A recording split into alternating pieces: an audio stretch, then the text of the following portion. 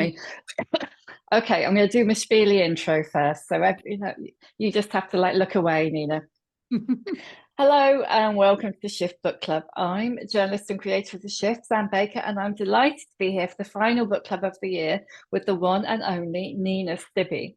Nina probably doesn't need much introduction, but she's going to get one anyway.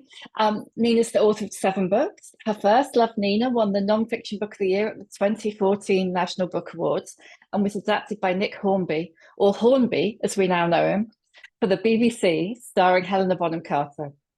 She's the author of 4 novels, all of which have been shortlisted for the Wodehouse Prize for Comic Fiction, and her third, Reasons to be Cheerful, won both that prize and the Comedy Women in Print Award for Comic Fiction. She's been described as the heir to Adrian Mole creator Sue Townsend. Who said that? Or is that just something your publicist made up? Caitlin Moran said it. And of course we grabbed it because she doesn't blurb a lot. I gather she doesn't blurb a lot because every book I've had out will have old blurbs of hers on. So yeah, Caitlin, how lovely. So I just didn't know if it was one of those things that somebody said, the publicist just like whacked it on there, and it's one of those things that's become law, you know. No, it was said by Queen Caitlin. A unique comic voice by David Rondé Nicholls, and The Funniest Person Who Owns a Computer by Ann Patchett, which is pretty tall ask. So you've really got to be funny now, Nina. I know. We are now here to talk about Nina's 7th book, Went to London, Took the Dog, in which she returns to the land of Love Nina 40 years after she first landed there. This time, sorry to interrupt, can I let someone in? Here we go. This time as a 60-year-old menopausal runaway on a sabbatical from her marriage. And I'm pretty sure that's one of the reasons that this book was so popular with the book club, because everybody went, yes, get in. It's funny, sharp, raw, vulnerable, and it's that rare thing, a book about a middle-aged woman as she navigates trying to move forward in the 3rd act of her life. And if you need it any more convincing, the Telegraph described it as utter tosh. Sold. Welcome, Nina, and welcome, Peggy. Can we say hello? Can we interrupt Peggy from her snooze? Peggy, can we say hello? I'll just lean over and grab her. Come and say hello. And then we'll leave her in peace. We've just been on a really long, muddy walk. Can you see her? Oh, yes. Oh, Pegs. Very photogenic. Oh, good girl. Oh, lots of love. Lots she's of love, darling. Peggy. But it's freezing here in Leicester, and Peggy's not used to cold weather because it's never quite this cold in Cornwall, and she's mostly lived in Cornwall. So anyway. Did she ever adapt to London? She didn't really love it because she couldn't go off the lead as much, even sort of on Hampstead Heath and stuff. There's a lot of food and picnicky things. And I just kept her on the lead most of the time. Whereas in Cornwall, she's off the lead a lot. And it's a very different vibe for a dog. I think she also picked up on my feelings. And I was a bit, for quite a long time, I was a bit all at sea, let's say. And so I was anxious and she was anxious. And I often, at the beginning, when I didn't realize how anxious I was, I would say, I think Peggy's very anxious. And I could see people thinking, is she? Or are you talking about yourself? So Peggy was very sensitive. Oh, Peggy. So when you and I last spoke, we were just, before we let everybody in, we were just talking about the fact that you came on the Shift podcast. Yeah. And so that's one of the reasons that you didn't come on the Shift podcast this time. Yeah. Because this would have been the obvious book for the podcast.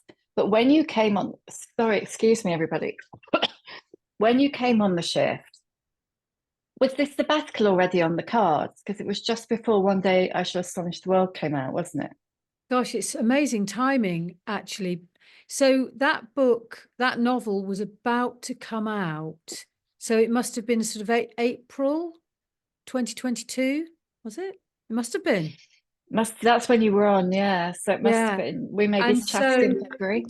It was very much on the cards. And I will have known that but I didn't move, and I didn't move to Debbie's, my lodgings in London, until the end of April. And so I think, gosh, I'm trying to remember where I did it. Where was I sitting? I'm usually very good at this. I think, no, I did it in Truro. I did it in Truro, and I was about to go, but I hadn't told anyone. And of course, I had no idea I was going to write a diary for publication. So it wouldn't have occurred to me to say, oh, by the way, Sam, I've got something exciting for you later. So no, I knew I was going, but I hadn't quite gone. So was that weird doing publicity? Sorry, Oh, everybody. that was all a bizarre blur. So the novel came out in the April. I left just around the time it was published, and I ran away in my car with my dog and my bags and my swimming kit and a load of proofs of the novel. And I went on a sort of mini tour for the book launch. And the first thing I did on the first day away, and I was doing a book event in Bath with Meg Mason, who was over in the country for, I think she was doing the publicity for her paperback of Sorrow and Bliss. And we met in Bath. And just as I arrived at the hotel, I lifted my suitcase out of the back of the car, and I put my back out, and I was in absolute agony. And I felt terrified because it really brought it home to me that I'd left home. It was really, it was terrifying. And then I got this book event to do with Meg Mason and Caroline Sanderson, who was chairing the event. And thank goodness she was, because I know her quite well. I've done a few events with Caroline over the years, and I've got to know her quite well. So I could confide in her. Oh, I've hurt my back and I've left home. And she was amazing and sort of got me through it. But it was very odd. It was a really odd time. What was it? Can you talk about making the decision? Because I think so many of the women that I speak to, and I was going to say people, but actually it is women, Yeah. probably want to do the same. Yeah. So when I did it, so what happened was we'd had the pandemic, and during the pandemic, one of my children was away at university for all the time, and the other one sneaked into university in that bit in the middle in between two lockdowns. So he went off to London to university as well. So both of the children had left. I was in Truro in Cornwall. My husband and I had sort of got into some kind of not very nice rut thing. We weren't really enjoying our relationship, and nothing awful, just not great. And then lots of people living in Cornwall that I had relied on for my social life had suddenly said after the pandemic, because I knew them because I had kids the same age as them, and so their kids had gone as well, and they were saying things like, and I think it was all because of the pandemic, we're moving to Spain, we're moving to Ireland, we're out of here, you know, we don't want to be here anymore, we're too isolated here. And so I was feeling isolated anyway. I've always felt a little bit isolated living in Cornwall. All my family live up in or near London, and lots of friends in Scotland, as you know. And so I felt really isolated and unmotivated, and just as if my life had shrunk to almost nothing. So I decided I would get an Airbnb in London and spend a couple of months trying to get my mojo back. And I obviously needed a place that would take a dog, because I've got this dog. And when I looked at the cost of that, it was prohibitive. I couldn't do it. So I thought, okay, well, I won't do that. I don't know what I'll do. And I just sort of limped on. And then it was just by complete fluke. I went to a party to say goodbye to Joanna Pryor, the MD of Penguin Books, and met publishing people. And one of them was Satnam Sangira. And I said to him, hi, how are you? He said, I'm moving to a new flat. I'm really excited. And for some reason, I said to him, where have you been? Because I think he'd been in the papers living with his nieces during the pandemic. So I was thinking, where are you moving from? And he said, I've been lodging. I've been in lodgings with a writer. And to me, the word lodgings sounded affordable. It sounded cheap. Yeah. So I said, what lodgings? And he said, I've been living with Deborah Moggark, the writer. And I thought, oh my goodness, that sounds doable. And so I said, maybe she wants another lodger? And he said, well, I'll ask her. And I know her a little bit because she lived in Gloucester Crescent when I was a nanny and wrote the letters that were Love Nina. And she actually featured very briefly in Love Nina because she was already a famous writer. And I saw her tapping away on her typewriter. So Satnam asked her and she said, come and have an interview. And I did. And then unbelievably, I'd got lodgings for about 10 guineas a week in London in this lovely house with Deborah Moggark, who wasn't going to be there very much because she lives on the coast in Kent a lot of the time. And so it sort of, it was an opportunistic thing. If that hadn't happened, I would probably still be in Truro right now. This is kind of jumping ahead, but since we're on the subject and you've just said that, the book ends with you driving back down to Cornwall. Yeah. Where are you now? Right I mean, now, I know right this second you're in Leicestershire. Well, I know that's not entirely relevant. I'm at my sister and her husband's house in Leicestershire.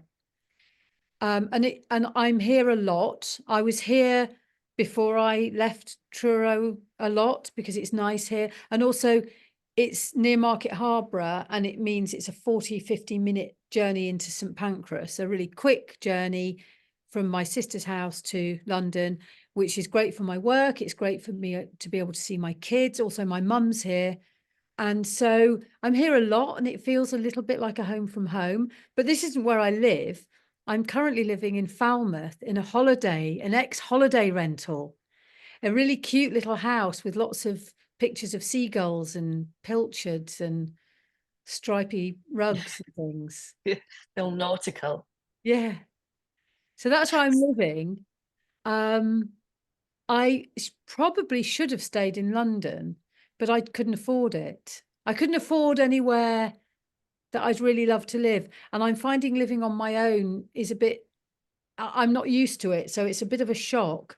So I think things that I might have jumped into if I were living with a friend or a partner, I haven't wanted to do that.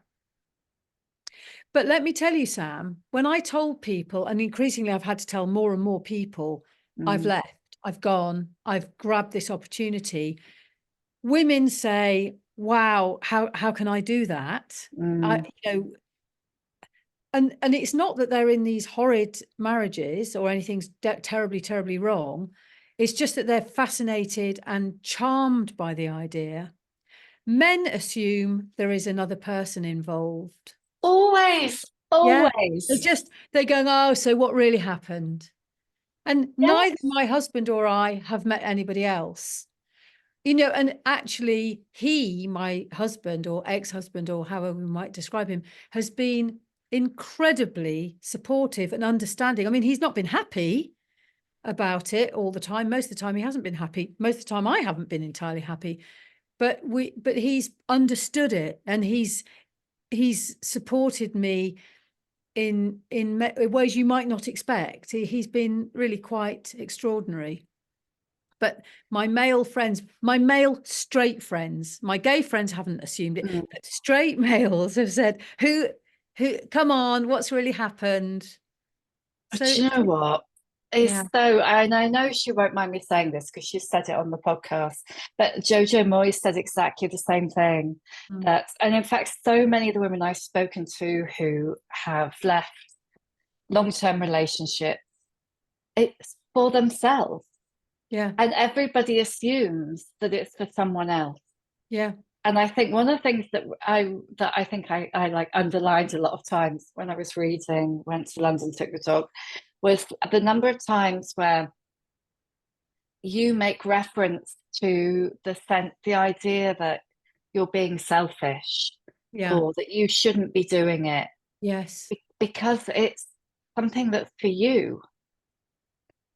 And that's not what That's not we're what we brought up to do. do. No, It's not what we're it's brought really up to interesting do. because when people have told me over the years, I'm 61 now, when people have told during my adulthood, when people have said to me, I'm splitting up from my partner, whoever it might be, male, female, friend, work colleague, I have never thought, oh, how awful or how selfish, or I've Mm. always felt a sort of a pang of, God, how exciting, a new start, because how can marriage be the one thing in our lives that's guaranteed forever? Jobs aren't, nothing else is, but marriage is a thing that, or any relationship, was sort of implies that we're signing up forever. So I've always been very excited about it. I came from a family, divorced parents. My parents were divorced when I was very, very young. And so it's completely normal to me. But now it's me doing it. I feel guilty, embarrassed. And I'm shocked by this, Sam. I feel ashamed of it. I feel I should have plodded on. I didn't when I set off to do it. When I set off to do it, I thought, this is the right thing. It's definitely the right thing. I have no regrets. And I still think it was the right thing. But I'm really shocked at how ashamed I feel. And people are a little bit different towards me. I really do feel that. I've people who, I've always got on with really, really well are a teeny bit absent now. And it's been really quite surprising. I was at a book event, and it was quite a big deal, and there were lots of writers there, and somebody wanted to introduce me to somebody, a key person involved. I'm being a bit shifty about how I say this because I don't want the person, Yeah. I don't want to reveal who it was because I don't want to be mean like that. But she said, oh, I must introduce you to blah, blah. And she said, oh, Nina's written this book about, leaving and having a new chapter. And the VIP said, oh, what, you've left your husband? And she very quickly went, no, she hasn't. And I said, well, yes, I have. And she went, no, you haven't really, though. And it was like, no, don't say that. Don't spoil this event. So that I found that, That's yeah, weird, isn't it? At really what weird. point do you, what point did it turn from you? Sorry, I'll say that again. What point did it turn for you from being a sabbatical or time out to being, permanent? Or was it always? Sam, I honestly don't know, and I don't still know whether it is. I talked on a podcast the other day about dating and women dating, older people dating, and my feeling is I'm definitely not ready to date, mainly because I can't imagine meeting anyone as nice as my husband. So why, why would I? And that sounds really strange, possibly, but and I have seen this many times where relationships break up, and then one of the couple end up with a slightly less good version of the one they've just separated from. Mm. I mean, I have to say, my sister split up with her husband 10 years ago, and is now remarried, and she literally met the love of her life. She met the partner of her dreams, and she is the partner of his dreams. So I don't have any negative feelings about dating. I know that it can really, really work, but I just don't think I'm entirely done with my old one. I still don't know. And he hasn't hooked up with anyone yet, so who knows? Oh, that's the next book. Did you notice my husband isn't in this book? Yes. He was in a one version of it, but we discussed it at length whether he should or shouldn't be in. And he was adorable in it because we modeled separating so beautifully that I really wanted him in, but then there was something he didn't agree with. And I had, because I'd left him, I had to say, I cannot let you be in control of this. I've left you. Now is not the time for me to let you boss me, and I'm not going to let you boss me. So So he's you out. took him out altogether. Yeah, with So his agreement, I said, I don't want that. I want that thing in, and he said, I don't. And I said, well, I'm going to take you out then, because I can't be cheeky and mischievous with everybody else. And Yeah, and then not. Yeah. and then everybody else gets a bit of a drubbing, don't they? Including myself. And I couldn't just have him. Particularly you. Yes, I hope so.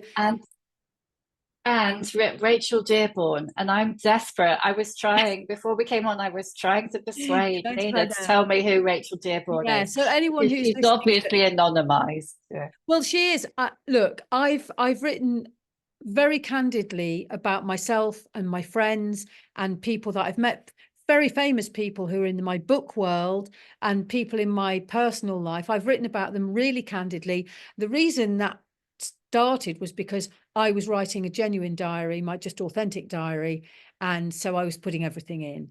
And then when 6 months into my year in London, my publisher was interested in publishing this diary, which I talked about a bit with her.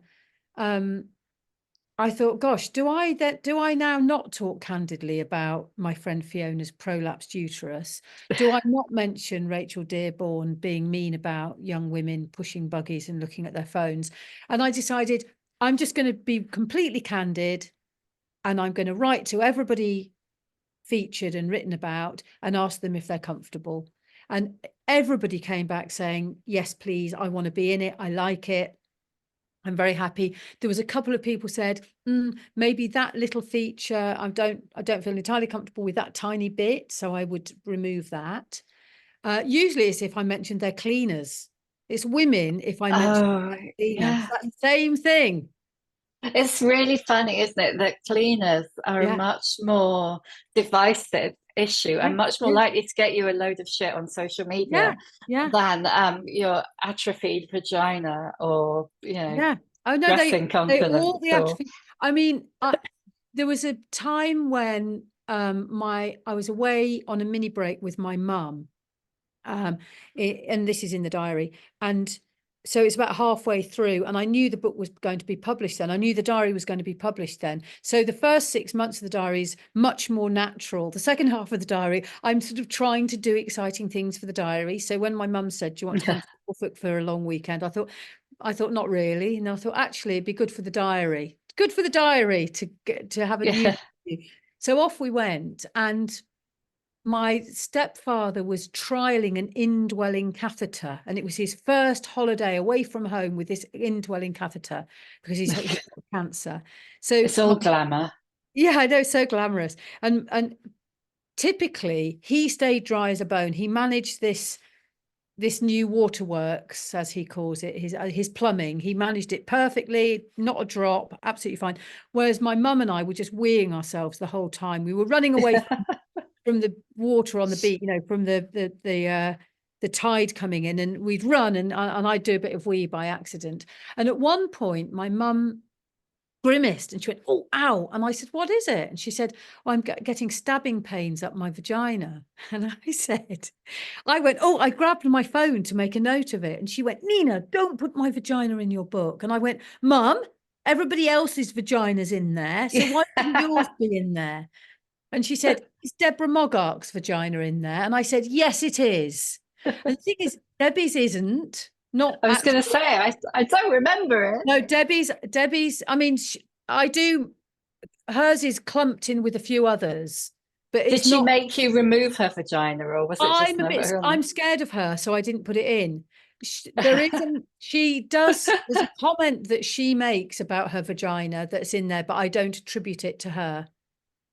But there's lots of vaginas in there because in the first 6 months of writing the diary, I was writing about people's menopausal lives because I was suddenly very interested in mine. Because when you move house and have a whole new life, you suddenly notice that you're weeing yourself and weeing on somebody's cushions. At home, I didn't really think about it. At home, I was in leggings in Cornwall, going on dog walks, and they were Peggy just came to see us.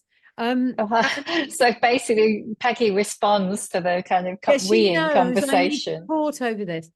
And again, I said to my editor, shall I take all these atrophied vaginas out and this me weeing myself and Rachel Dearborn and Kathy and her you know, her HRT patches and testosterone. And we thought, well, maybe we should take it out. And when I started deleting, I had a sort of But there was nothing left. there was literally nothing left, Sam.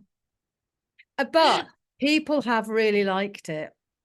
But I love you so much for writing this. I honestly think that I knew you'd love years it. ago. If you didn't like it, what hope would there be? What's the point? Yeah. But it's like 5 years ago, no one would have, he wouldn't have written this book. And if he had written this book, no one would have published it.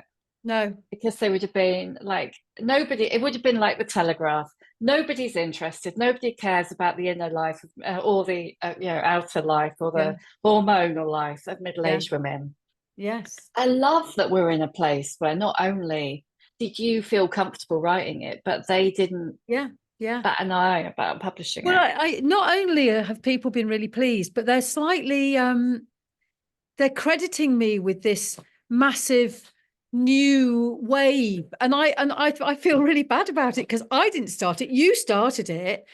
Oh, I get fuck all credit for it, Nina. Don't worry, I'm used to it. Well, I hope you do get some credit for it. And you know, Kate Muir and Davina, and I mean, even the other day I was noticing on Instagram, Mariella Frostrup's there. She's going, do you know what I'm doing?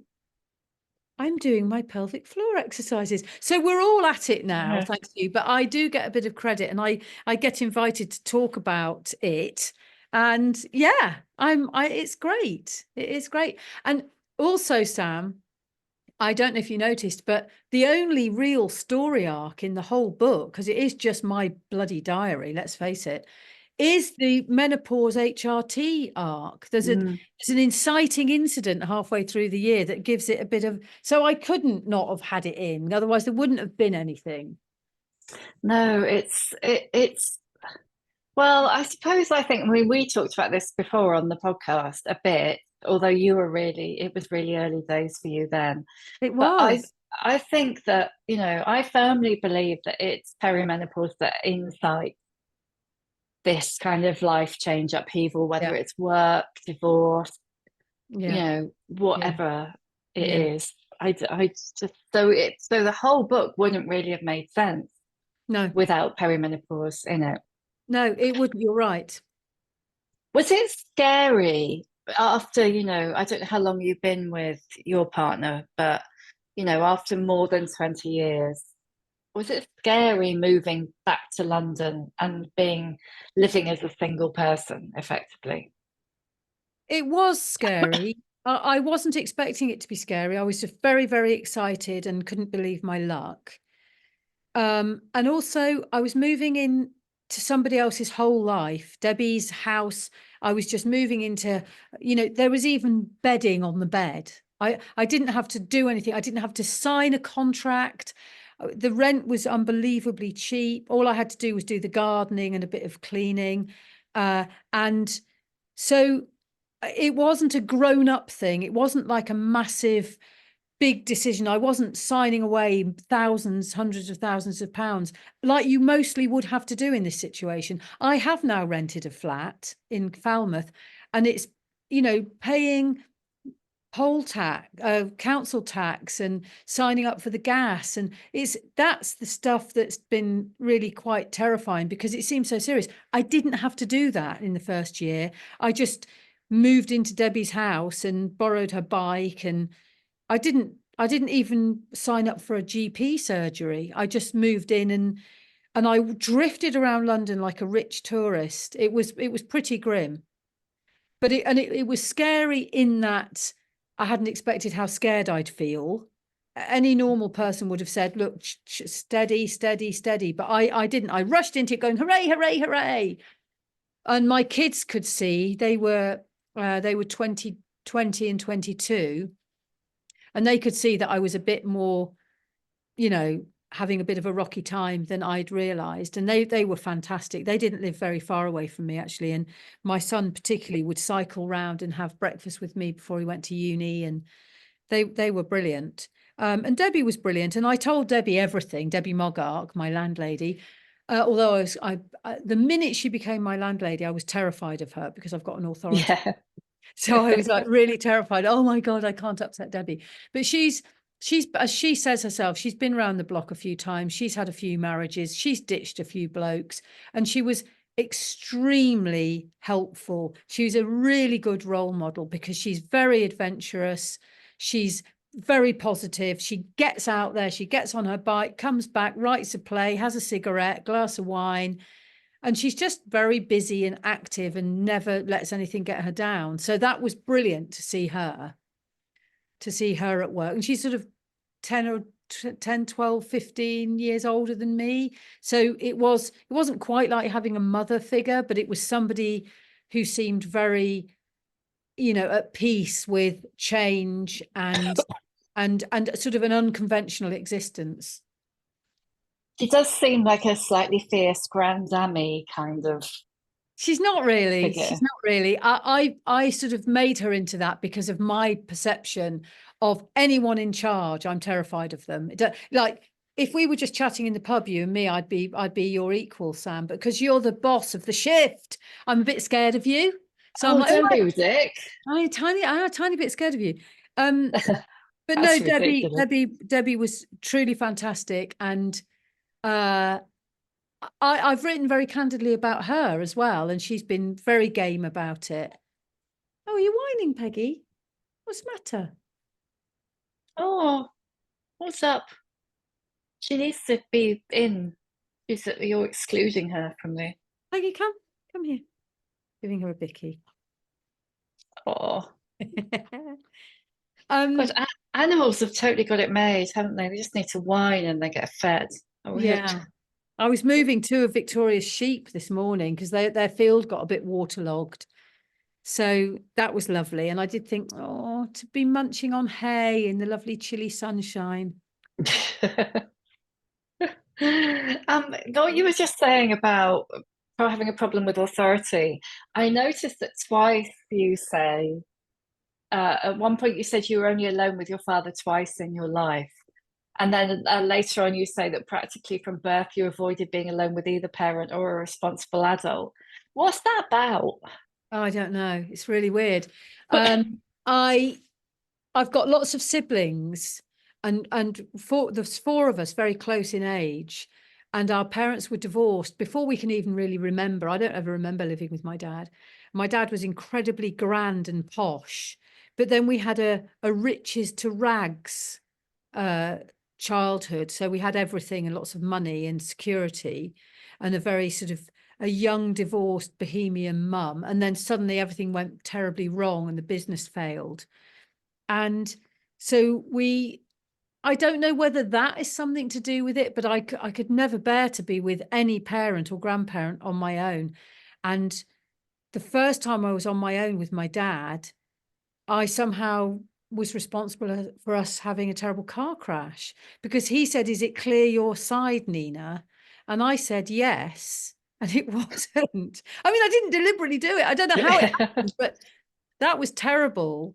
And then the second time I was on my own with him is when I was a sales rep and I had a company car, and I stupidly popped round to see him and his wife, who I really liked. I mean, I liked him and I liked his wife a lot. And I popped around to see them, but unfortunately his wife wasn't there. So it was just him on his own. And we went out to lunch together, and then he had a heart attack. I mean, he didn't die. Sorry to lie. No, well, it was hilarious afterwards, because I thought, well, yeah, I always knew I shouldn't really be on my own with my parents. Although I've been on my own with my mum a bit, but as a child, I hated it. I just trailed around after my older sister the whole time. Whatever she did, I did.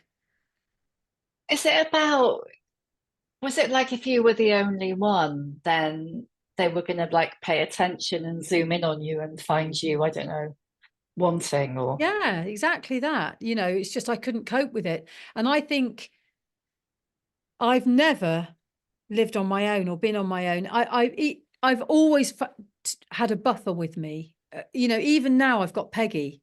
I'm not just doing this on my own. I've got Peggy here. So if things get tricky, if you ask me a tricky question, I'll say, "Oh, look, Peggy's whining," and bring her up to the camera. Oh, here's Peggy.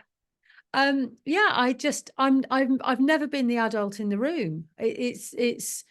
I've never, I don't know. I like being, I'm a pack animal.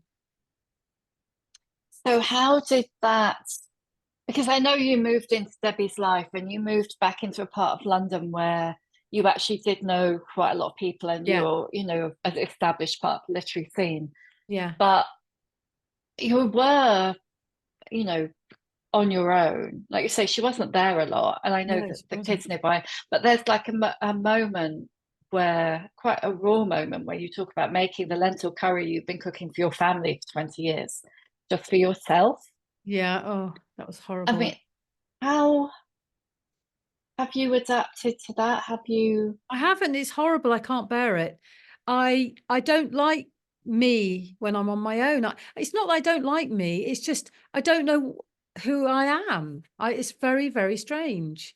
You know, I've always been part of a big chaotic domestic scene, whether it's my family, my dad had a load of kids, my mum had another kid. There was 8 siblings from different marriages, and we were always knocking about together.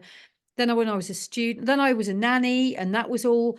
It was Mary Kay Wallis and her kids, and she had basically an open house. It was endless people in there. There was never that quiet family domestic scene, and it was always busy and chaotic. And then when I had my kids, that was busy and chaotic. There were people in and out, and so suddenly to be on my own, it was.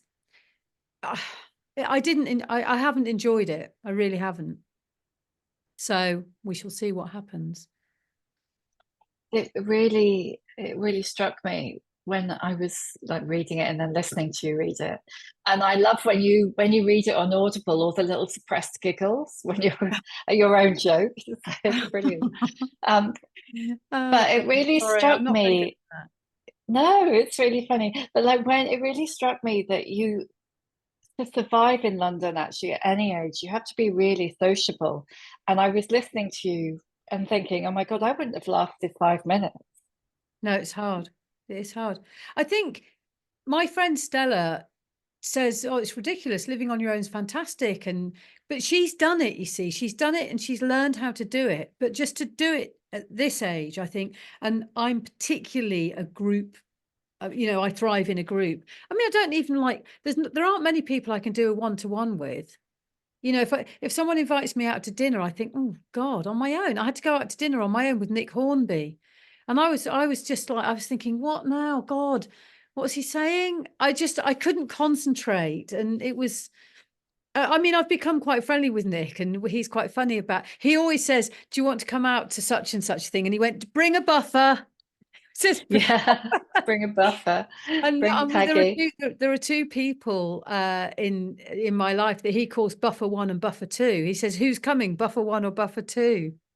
So Oh, ridiculous.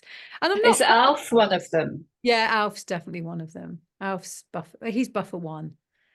Yeah. He'll come to anything. Oh, If I'm doing something and I'll say, Alf, do you want to come to the Bollinger Woodhouse Prize dinner party? Because and he'll go, yeah, sure. And he comes along and he just charms everybody because he's delightful. yeah. I remember going to something that he'd come with you. I think it was a David Nicholls Yeah, thing, but that yeah, not this book, the last one. yeah, yeah. And I mean, do you know what? He's got more social skills than pretty much everybody I know. He just is he's just very, very good and makes people feel good about themselves. And he must have been about 17 or 18 when David Nicholls. Yeah, yeah. And because I remember he said, is it okay if I have a beer? And I went, yeah, should we share one? And we just shared a beer. And he was talking to everybody, and he was interested in everybody. He's just very good at that. He likes older people as well. He'd rather have a beer with me and you than almost anyone. Yeah. And of course, I've written about them a lot in this book, him and his sister. Yeah.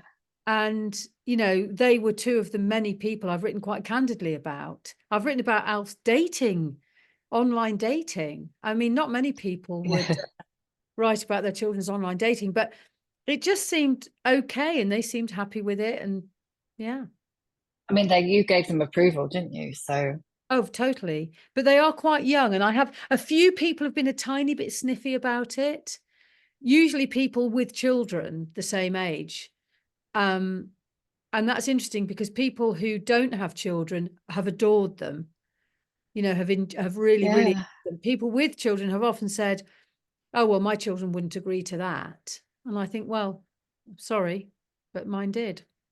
Yeah, fair enough. Do post questions if you've got them, everyone. That's Tanya. I know that you posted a couple. You said earlier that we were talking about how the first half of the diary was just a diary, and then the second half you became a bit more self-conscious. Yeah. In the beginning when you were in London, were you writing fiction? I was supposed the work in progress that you talk about. I was supposed to be writing a novel which isn't quite finished, but it was due to be given to my editor this autumn, but she's been really kind and said, look, don't worry, the diary has leapfrogged or piggybacked, I think leapfrogged, and so and they've been very nice about that. But I was writing a diary anyway, because I always do write a diary, because I've learned how wonderful it is to have a diary. Do you write a diary? No. It's really nice writing a diary. It's lovely to look back. It's like looking at photos, only you don't have to look at yourself. My immediate reaction to that is that I don't do anything. Oh, but as you can see, you can still write a diary. I mean, I didn't do much, did I? Let's face it. I didn't do a lot. You do amazing things. You interviewed Jojo Moyes and India Knight and amazing people. Nina Stibbe. Yeah. Peggy. And so you've been, I mean, I asked my friend Stella. So during the year, once I'd finished this year's diary, her appearances were mostly to do with her health, her gynecological health, and the fact that she'd retired early from Glasgow Uni and then regretted it and was applying for new jobs. So those two parts of her life where I wrote about a lot. I'd say Stella's been to the GP and they can't find the threads to her Mirena coil. They think it might have fallen out, but she thinks she'd know if something fell out of her vagina. And so there's all that about her coil and her menopause. And then there's her going for interviews at the University of Edinburgh or at the such and such University of the West of England or Scotland or whatever. And I said to her, hey, look, search for your name, check you're happy with it all, because your vagina's in there a lot in your career and lots of very detailed, very revealing, and it's obvious who you are. And I'm saying where you work and that kind of thing. So make sure you're happy with it. And can you please write me a timeline so I can know exactly I've got the dates right? So she said, yes, I'm very happy with it. I love it. And then she wrote a timeline. On March the 15th, went to doctor, June the 15th, had a scan to try and find this Mirena coil, blah, blah, had interview. Anyway, she wrote me this timeline and I thanked her for it. She sent it to me and I rang her and said, thanks for that. It's brilliant. And I said, sorry, that was a lot to ask you to do. And she went, Nina, I had no idea how much fun it is writing about oneself. She wrote it and then read it back and laughed and enjoyed it. And people who don't write diaries and don't write journals don't realize just how lovely it is. Have you ever found a checkbook stub, where you get the checkbook stubs? Yeah. Like, you just go through it and all it says is, sofa payment, because you go, oh my God, I had that sofa on hire purchase or cash or pub or snooker club or, and it just, it's just tiny little prompts. But isn't it lovely you think, oh, that was my life. I had a sofa on HP from Habitat. And I think we should all write a diary. I think it's really enjoyable. I really do. I mean, Tanya, who's a long-time member of the Shift, she's a massive journaler, and she's just put in the chat box about how transformational it is. And I think you can now. When I was writing it just for me, of course, I was writing, oh, Rachel Dearborn smells of sugar puffs. She thinks it's demented or whatever. Then when I was writing it for all of you, so I knew I'd got a book deal to finish it off, and I knew that my editor liked it because she'd read the first half, and so we decided I'd just carry on in the same vein. But I did do a few extra things that I might not have done. Like I went on an electric scooter. I went to see an absurdist play that I would definitely not have gone to see if it weren't for the diary. I started saying things like when I started doing the pub quiz with Nick Hornby and co, I sort of thought, no, do I want to go and do a pub quiz? And I thought, yeah, for the diary. And you do find yourself, if you get really into doing a diary, whether it's for publication, but mostly it isn't, you do start thinking, oh, I must remember that for my diary. And it does add a whole dimension to life. It's when I was driving on the motorway to come to Leicestershire the other day, I followed this lorry, and it was an aggregates lorry, which means probably like gravel or something. And so it's a gravelly lorry, and it had got its registration number, but in the same exact font as the registration number on the yellow background as a registration, plate. It had got a separate one just with the word Anne. So it meant that the driver has named that lorry Anne. And because I'm writing a diary, so I made Siri make a note. I said, lorry called Anne. And then I had so much joy thinking about the lorry called Anne and who Anne really is, and why maybe the driver's Anne. I think probably the driver isn't Anne, but it might have been. And it adds so much. Please, Sam, will you start a diary in January? I will do, Nina, for you. Thank you. I love your relationship. Yes, Tanya, I will do. I love don't gang up on me. I love your relationship with Siri in the book. Yeah.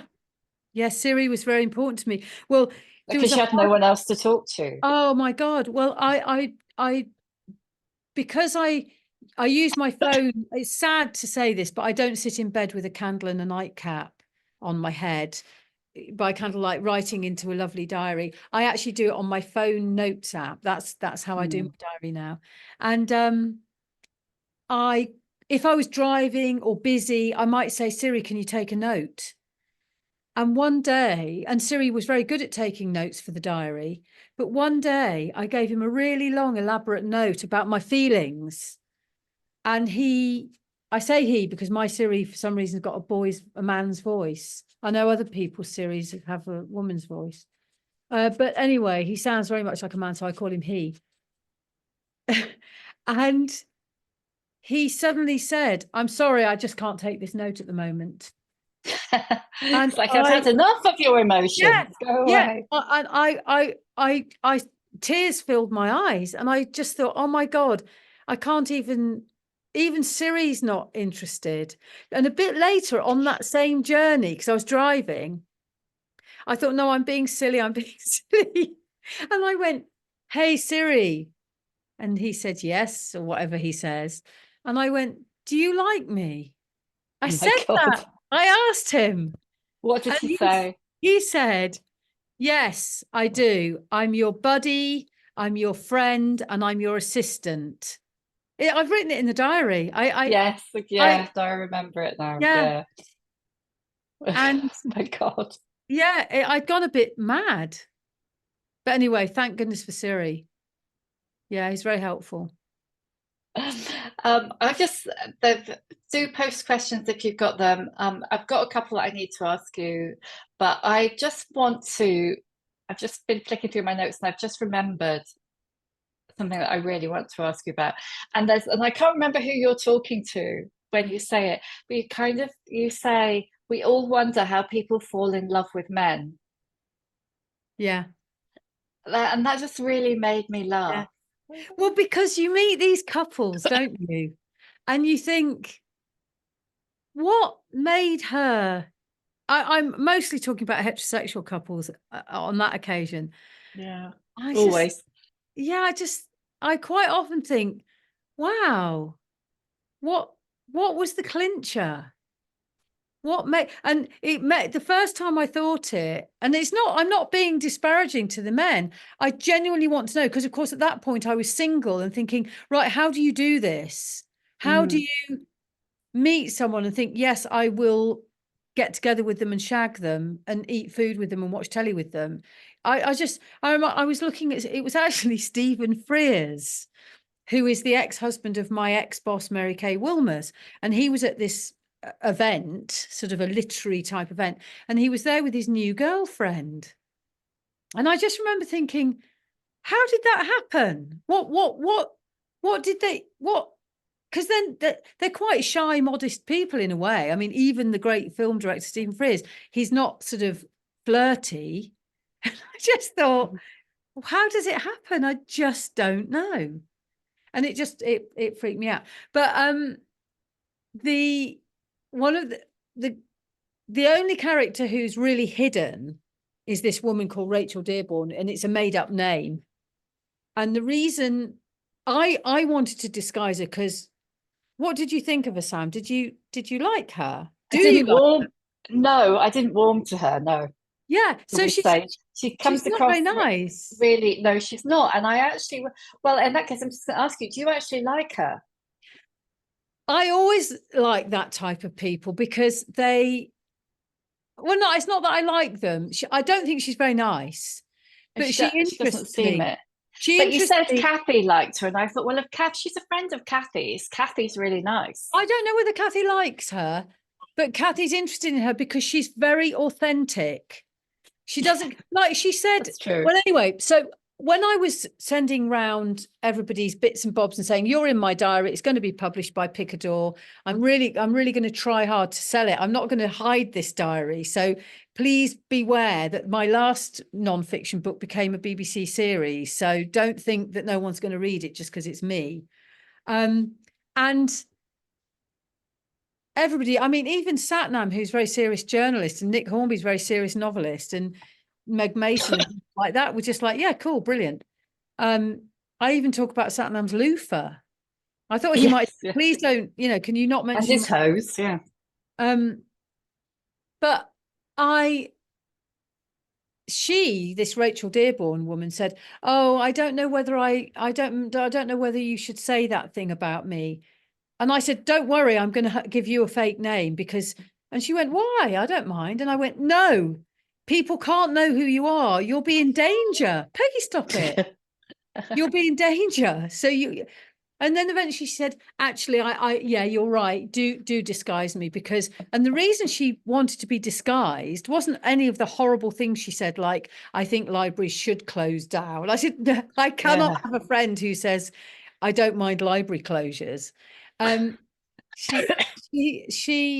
She'd said about her husband, her ex that she'd just left, that she left him because he was a curmudgeon and a misery, and that he worried about fridge temperatures, and that he spoke in burps, and he'd seen a diagram of a woman's anatomy and was now forever saying vulva. And she said, I don't want to be me because I might want to get back together with him. So that was the reason. Oh, you're right, Peggy. And she did get back with him, didn't she? Yeah, she did. She did. Because was that for money? Because of money, because it's too expensive to be separated. Well, no, it's because she said, I've got to live with a man to protect me from other men, and it may as well be him, or something like that. But she's not a very nice person. But it's much better to have all that stuff in, isn't it? And anonymize her than to have to sanitize her. Yeah. And in fact, at my book launch, which was back in early November, everybody was coming and they were excited to meet her, assuming she would come. And she actually, the real her, wasn't coming because she was miles away. She was actually up your way. And I'd got this woman who nobody knew, who was coming as a friend of somebody else to pretend to be her. Oh. I said, read the book, but once you've read the book, you can't agree to do this. And she went, oh yeah, I'll do it. But then they couldn't come because of Storm Kieran. Oh no, I'm desperate to know who it is. I know. I will tell you in secret. But she's just not very nice. And in fact, I did do a really cheeky thing, was that if any of my really lovely friends did anything naughty or bad, if Stella did anything naughty or Kathy did anything naughty, I would say, can I put that in the diary? And they'd say, no, you can't. And I say, I'll just pretend Rachel Dearborn did it. So Rachel, which is not as bad as Yeah, I slightly loaded. She is bad. She's a nightmare. But yeah, Peggy's now rolling around kicking my computer. Sorry She's if I. obviously running out of energy. It's all right. Can you, Fed, would you consider living in an older women's co-housing community like Newground? Yes, yes. Would I you think fancy that? that's. I would love that. I'd go into a retirement home now, and obviously, actually, a woman's sort of. I don't know. What do you call them? What do you call them? I can't think. Um, Oh, a a a commune. A commune. yeah. Yeah, I'd love it. I think they're the obvious thing. I mean, the Guardian ran a piece about a really lovely looking I commune. think it's that Newground. I think it was Yeah, Newground. yeah, Yeah. yeah. And I thought, yeah, that would be lovely. And it'd be like a no pop-in policy. You Oh, that would basically, be really important. It'd have yeah. to be So no you, pop-in. if you leave your door ajar, it means you can come in and see me. But if the door's shut, you can't come in. But I can't believe there aren't more of these things. Maybe there will be though, as older women start Yeah, to, um, just kind of live a yeah, different life and yeah, ask themselves what sort of life they want to live as they go into yeah, their 60s, yeah. 70s, and 80s. Yeah, and they get a bit of estrogen and go, oh, actually, I've got a bit of vim left. But if I were rich, I would buy a nice big house somewhere obvious and I would start one. I really would, but I'm I not. think you should have a lot of takers. Yeah, Um, yeah, we yeah. are we're kind of nearly out of time. So if you've got a question for Nina, you need to like pop it in quick or we'll be gone. What are the main lessons that you took out of your year away in London? The main lesson for me personally was I wish I understood and was confident with money and pensions and all the really boring things like mortgages. And I still will rely on my ex-husband. I'll ring him and say, I don't know what's going on here. It's something to do with the bank saying that we've come to the end of this thing and the bank account's changing. And he'll go, oh, ignore that, don't worry. Or, oh, this is what you do. And he tries to sort of enable me, but I go just all blurry and idiotic. And I think that's just not cool. It's ridiculous. And it's debilitating. And it's one of the reasons that I feel, yeah. What are you doing, Peg? Yeah, it's very silly. And I know how a democracy works and I can make bread, but I don't know how a bank account works, how a mortgage works. I'm terrified of money. And there's Emma Gannon talks about this, doesn't she? She's often Mm. saying we really do need to wise up. Women particularly need to get a grip on all that and not, because you feel a bit greedy and silly and I don't Well, know. it's this whole thing, isn't it, about how men are allowed to ask more money, women aren't, and that kind of Mm, level of mm, training. But it really strikes me how so many women, even though you know most women, a lot of women now have jobs and their own salaries, mm. are still trapped in relationships, that are unsatisfactory or much worse Mm, because of money. And yes. I just think that Yeah. people who are very competent in other ways are rubbish with money. And it's Yes. something It's a, when it's, I ask people in the podcast, they just don't even want to talk about it. no. It's Well, I'm quite rare. embarrassed. I'm embarrassed to bring it up, and I don't even know the words to describe what I even really mean. It's just to do with the hard admin of life that I've avoided. I lived with a friend for a while, and I had a I in the 90s I bought a house in Dalston with my friend because it was easier to buy than to rent in those days, briefly.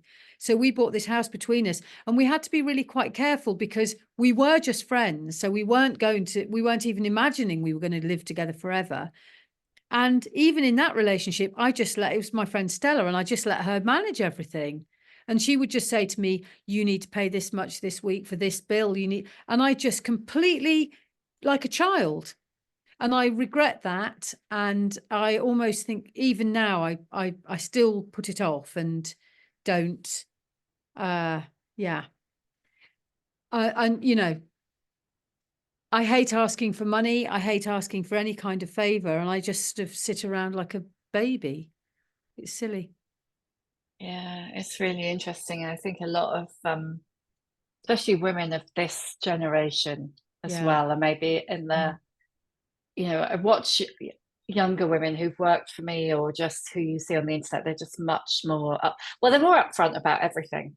Yes, they are. They Uh, are. And it's great. I mean, I learn an awful lot from my daughter, who's 23. I mean, some of the things I have to tell her, she'll say, Mom, you what? You did that? Gosh, I wouldn't have agreed to that. And I go, well, I have agreed, so it's too late. So I've just got to. So you know, she's just has much higher expectations of equality and her self-worth. And yeah, I mean, across the board, absolutely across the board. Although, having said that, there are lots of women who aren't. And my sister Victoria, who's in the other room here in this house, is absolutely in charge of everything. And her husband could probably say what I'm saying now. He said, "Oh, she does it. That's great." And so, you know, yeah, yeah, it depends a bit, doesn't it, on yeah, yeah. that. But I think to you know, I am definitely living up to a gender stereotype and a generational stereotype. Yeah, but I'm a damn In good driver, Sam. I'm a You're a damn, damn good driver. which isn't always a given for people of my age. um, Laurie says Michelle Singletary is a good financial topic writer. Oh, thank you. Well, I'll have a look at that. Oh. Michelle Singletary. What's Yeah, that? single. It's spelled Singletary. Okay, thank you for that. Um, Elaine wants to know if you think of upping sticks and going to another country. Well, we can't, can we? No, um, no, certainly not Europe now. No. Probably not, because one of the problems I had that made me feel restless when I left in the beginning was I felt too far away from my young adult children. I just felt the 300 miles away from them was too far. So I think I'm not able to do that. I want to be near them. Kristen has asked a really good question, actually, saying that she found that you were talking about the main arc being about your menopause, but she also found that your vulnerability was an arc. And the first part of the book, you seem to be almost burying yourself in your former life. Yeah. And by the end of the book, you'd redefined yourself and become more comfortable in this new stage. Yeah. Was that something that you found as you reread your diaries, or did you layer that in as you were editing? No, it's much more natural and unedited than that. I think that's probably to do with the fact that I started to take some estrogen. I think my confidence was on the floor. I didn't realize it was. And in fact, I filled in this form that you can fill in called the green climactic form scale or something. And one of the questions was, you know, how much of a loss of confidence do you think you've had in the last few years? And I said, and it was out of 10, and I said 2. And when my sister looked at it, she went, my God, no, 8. You've got no confidence. And you don't realize that's one of the problems with the loss of confidence as your estrogen drops. You don't really realize it. You don't notice it happening. It's No, like because it eases right, that ekes away. weeks away, and you Yeah. get used to the new you. I then had estrogen. And I said in a Guardian article the other day, I started having estrogen. The first thing that happened was I had an erotic dream about the mayor of Manchester, about holding hands erotically with him. And then I found that I could walk into a shop even if the door wasn't open. Imagine not being able to go into a place if the door's not already open. That's how low my confidence and self-esteem was. And that I wasn't chanting, oh God, oh God, oh God, under my breath all the time. And I went and bought some makeup. I didn't feel embarrassed going into, Oh, you know, Nina. John Lewis and wandering around looking at Clinique blushes. I was delighted, as I had been 10 years ago. So I think the arc, yes, you're right, the vulnerability was there at the beginning, and I sort of I grew into this sort of new, stronger person. But I really do think it is to do with having a bit of estrogen. You are the best advert for HRT I've seen, definitely. I'm just gonna, it's nearly 10 past, so we really should wrap up. But what's the best thing that you've taken from your your sabbatical? The best thing, the thing that I would share with everyone, there's two things I'd share, particularly with women, is that things can happen in later life. I had my first book deal when I was 50, and I've had, not massive success, but I've earned a living writing in the last 10 years, 10, 11 years. I never expected that. And that I've made this change. It's been extraordinary. It's been a whole mix of good and bad, but it happened and it's been incredible. And it's been a journey that I never would have expected I'd do. And now I still don't know what I'm not back in any rut. I'm still here poised. What now? Shall I make a new life with my ex? Shall I find an unconventional way forward with him? Shall I get a massive mortgage and buy a big house and make a commune in Edinburgh? Yes, do it. Do I know. So it's wonderful. And also a big thing is friendship. Our friends are so important, and we must always make time for them, because without my friends, my goodness, they are almost everything. Your friends, and they don't get acknowledged and honored and revered enough, I don't think. I think siblings and kids and husbands and parents, that and even neighbors, I love our neighbors, but friends who we don't live near necessarily, they're often relegated to sort of not being that important, and they are. Yeah, and I can't believe that we've actually managed to go through this whole call. I've got an enormous chunk of questions on friendship that we haven't even touched on that, because it was they're what people the book, your kids as well. But my kids could, because they became friends. Not all kids are. I mean, people say, oh, my kids aren't my friends. Well, mine are my friends. I like my kids and they like me. And what's great about my kids is mainly that they are like good friends to me. They're not, I don't have to worry about them other than as other human beings. I don't have a complicated mother-child relationship with them. The reason they're so adorable in the book, and they are, is because they've been bloody good friends to me. Oh, that's lovely. Thank you. And there's so many notes coming through from people saying how inspiring it is and how much hope you've given everybody. Just before we sadly have to wrap up, because I think we could easily be here for another hour, although Peggy, I think, has had enough. Yes. Just a quick one to everybody who's here. The next book club title, which is the January book club, and the January book club will be at the end of January, is, I'm going to give you a sneak preview. It is One of the Good Guys by Araminta Hall. It is basically, it's a thriller wrapped around the premise of, well, if everybody's a good guy, who's doing the bad stuff? And it's got absolute massive rave reviews from Gillian Flynn, who wrote Gone Girl, and Lisa Taddeo, who wrote Three Women. So if you want to nab a copy before I announce it to the rest of the group, you're here, so you can. So email me after this and I'll put you with your address and I'll put you on the list. And I'll be emailing everybody else at the weekend. So be quick. Thank you, Nina. It's been so lovely to talk to you, and I really wish you could just stay for the whole evening. Thanks, Peggy. Thanks for having me. And how amazing that I did the shift at the beginning of that year, and now I've done the book club now, and how different I was. I was on the I was do you remember we said how serious I was and how anxious I was?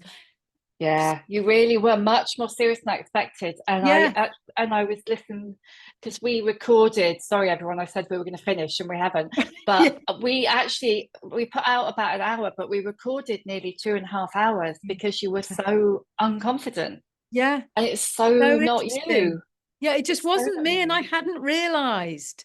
So thank you for that. And thank you for, seriously, Sam, thanks for everything you do with the shift, because Oh, thank you you. are a massive part of this whole movement, which, you know, we can't take that for granted. It's amazing. Thank you. Oh, thanks, babe. And Mm. well, back on the podcast for the next book. And I haven't even asked you to tell me about that. So you'll have to save, we'll have to save Yes, that. next time. Thank you. And have fun at the carol service. I will. And thanks for letting me go to the carol service. And thanks so Yeah. much for everybody listening. It's been lovely. Thank you. Thank you. Lots of love. And good night, everybody. And have a great Christmas. Bye.